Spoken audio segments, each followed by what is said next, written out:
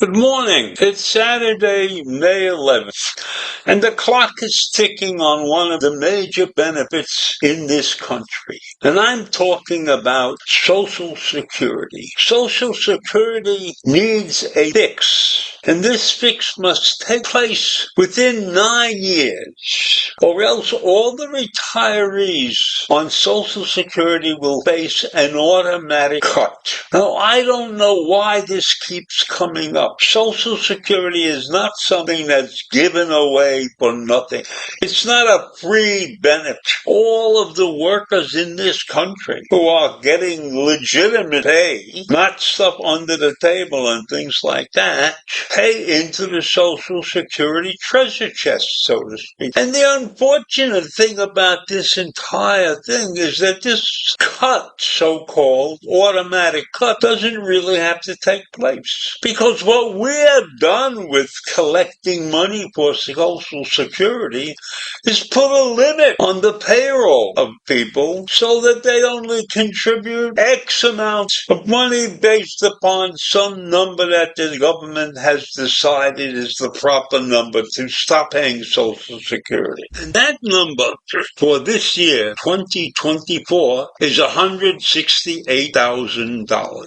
And that number is created under the Social Security Old Age Survivors and Disability Insurance Program limit. It limits the amount of earnings subject to taxation for a given year. And the same annual limit also applies when those earnings are used for the benefit computation. That's quite a mouthful. So this limit changes each year with the change in the National Average Wage Index. We call this annual limit the contribution and benefit base. And this amount is also commonly referred to as the taxable maximum.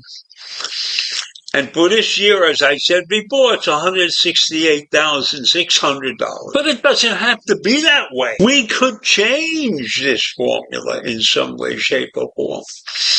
Or we could leave this formula in place for earnings up to $168,000 and add on something for more than $168,000. And so there's no reason why this thing must be fixed at $168,000 this year or any other year. So the maximum contribution in 2024 would be $10,450.20. And that number would be matched by the employer, by his employer. And for those who are self-employed, the tax rate is 12%. So when I look at this situation, I see a couple of real problems here. Because when you're self-employed, you can determine whatever amount you want to be considered salary. When I was doing tax auditing for the New York State, for the state of New York, I came across many situations where employers had entirely different tax structures and payment setups for themselves as opposed to their employees. I had a situation where a family, a husband, a wife, and a child were running a business. And the husband and the wife are only getting about $1,700 a year each at that time, because that was the limit for some tax benefits, and then all the other things that they needed to live on were company expenses, while their son was earning $7,500 a year. So you see, when you're dealing with situations that are not what most people are under, benefits accrue to those people. And the same thing holds true for this Social Security situation. Because in addition to the benefit that you contribute as an employee, your employer is responsible for the same amount. So if we are to increase the level of Social Security contributions, that would be passed upon employers. And I assure you 100% most employers will not be willing to go along with that change because that would be a significant increase in their payroll. So while I am 100% in favor of raising the levels that people contribute, I'm not necessarily in favor of raising the level for the employers at that. That's a contribution, but we could adjust the numbers. We could say that after you contribute $168,000, you can contribute another $168,000 at some other rate, not the 6.2%. So when I really look hard at Social Security and the benefits and the contributions and the way the whole thing works, I recognize the fact that it is not going to be a simple change.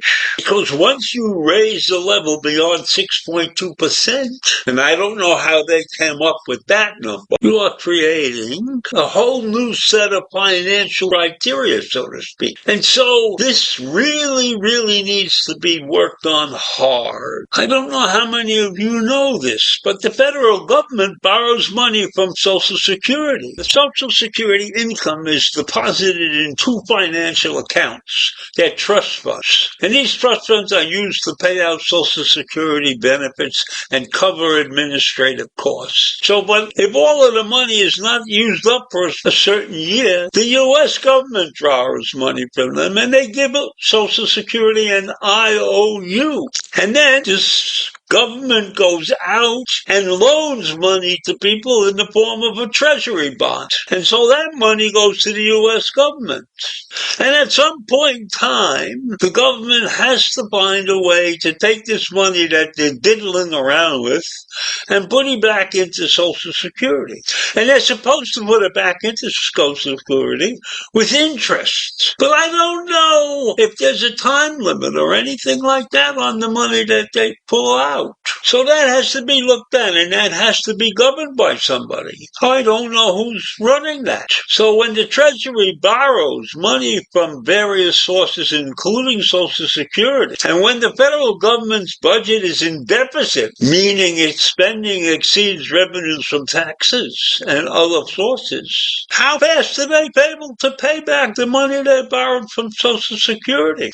And maybe they shouldn't allow the government to borrow money from Social Security anymore. And if the government is using Social Security money to make money, we deserve a cut. So this entire funding of Social Security, which needs to be tightened up and improved, has a lot of different facets that everybody should understand. And most people understand very little about it, including myself. Have a great day. See you in the morning. Bye.